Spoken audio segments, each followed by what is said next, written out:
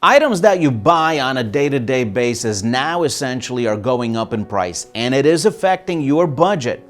Like you, people worldwide are tired and wondering, when will the prices return to normal? So how do we get here in the first place? And how long are we expected to live with high inflation?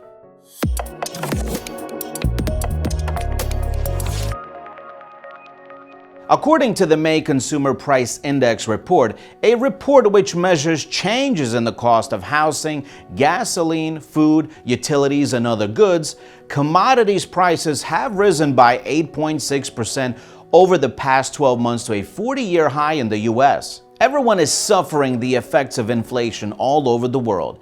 But from the look of things, low-income households are particularly most affected, especially because many employees' salary gains have fallen behind inflation. Gas prices are at an all-time high, and higher consumer goods prices imply fewer expenditures for lower-income families. It also means that many families must adjust their budgets to afford basic expenses. It all started with the COVID-19 pandemic that shocked the global economy, disrupting supply networks and adding to shipping delays. The issue only worsened due to labor shortages and rising consumer demands. Prices rising high due to shortages of some commodities and rising cost of transportation. The sudden surge in product demand in 2021 worsened the situation. Whole nations came out of lockdown, stores reopened, and people could now go shopping with money they had saved up over extended periods of economic stagnation. Some months after the lockdown, a rapid increase in supply to meet the enormous jump in demand for commodities has pushed back inflation. However, because the demand for items was so extraordinary, it outpaced the supply, and when that happens, there are shortages and the prices go up. In addition to the pandemic, Vladimir Putin's invasion of Ukraine has also caused some commodities and oil prices, which were already high due to the pent-up consumer demand post-COVID, to soar higher. With many Western countries imposing crippling sanctions on Russia in retaliation, the war has led to disruption in the global supply chain, further worsening the rate of inflation. And how long do economists expect inflation to last? Well, inflation may be peaking, and it was expected to peak in the last CPI data print in the US, but in fact, inflation has moved higher, mainly as a result of higher energy prices and also agricultural prices. This may continue for a while, and although the FOMC target rate is 2% inflation, it looks very likely that inflation will stay at this higher level for some time, maybe moderating during the second half of 2022 to around 4 or 5%, and eventually at some point in 2023 towards the FOMC target rate. Naturally, central banks are thinking and talking about raising interest rates, which comes at a difficult time as the global economy is definitely slowing down, and there are still risks on the horizon, such as continued war in the east of Europe and potentially escalation. So the likelihood is higher interest rates over the next 2 quarters and potentially sticky high inflation unless the price of energy starts to drop.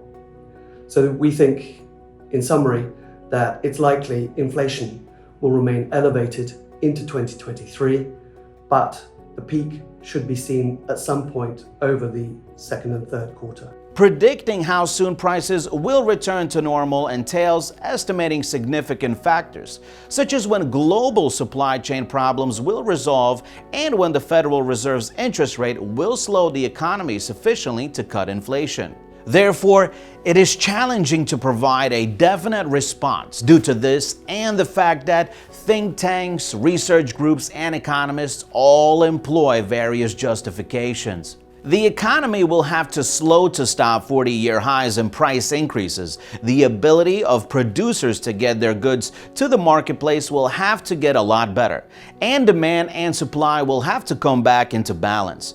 Most troublingly, until the Ukraine war settles, these factors will have a limited impact on fixing the economy. Economists have pointed to that shift in spending from goods to services as a trend that should help lower inflation by year's end. But with wages rising steadily for many workers, prices are also rising in the service industry as well. According to Kiplinger's economic report, gasoline prices are expected to continue a strong rise. It should peak at about 9% by the end of the summer, then decline gradually after that, ending the year at about 8% before dropping to 3 to 4% next year. Inflation rates will continue to be high due to the increasing cost of housing. Because of the war in Ukraine, gas prices and heating expenses are expected to remain high for a time. In addition, the cost of vehicles and trucks will continue to be high until the scarcity of semiconductors is resolved next year. Spot shortages of particular goods will cause their prices to rise and raise the pace of inflation overall. The report also pointed out that continued inflationary pressures will likely spur the Federal Reserve to keep hiking short-term interest rates. Short-term rates will likely reach 3% by end of the year. 10-year Treasury note rates have already risen to 3.2% in anticipation of the Fed's hikes, but may edge up further.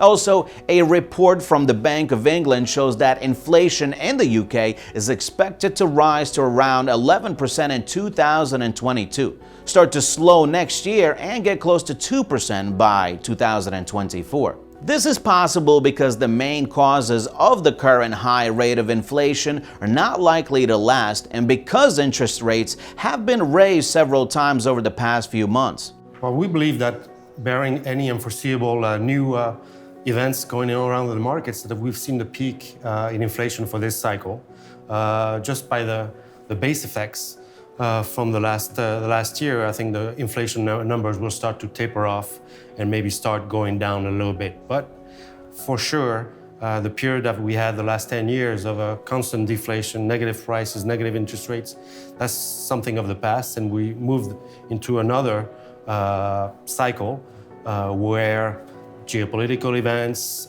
commodities pricing are increasing, and what could take down the inflation hard would be a recession or depression. But I think the central banks they are trying to work a way where we have some sort of a soft landing, even though they are behind the curve. But they could be able to slow down the inflation while keeping a little bit of growth going. But I don't think that we should worry too much about inflation spiking. So in other words, inflation will still be hanging around the corner for the next few months, and we should expect to see some reasonable decline towards the end of the year.